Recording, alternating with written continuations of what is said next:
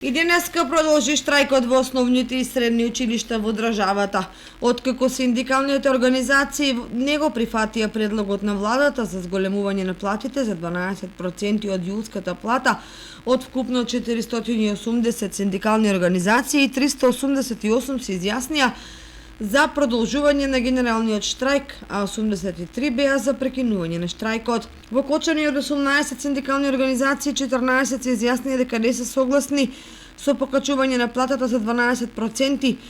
3 организации гласаа за прекинување на штрајкот и продолжување со редовна настава, а една синдикална организација не се произнесе. Вработените во градинките пак го прекинаа штрајкот и од денеска продолжија со редовно згрижување на дечињата. Од СОНК информираат дека дополнително ќе се знае како ќе се одвива штрајкот, односно настава нема да има се до изнаоѓање на соодветно решение. Меѓу другото, од СОНК договорија и голем протест во Скопје кој ќе се одржи на 4 мај.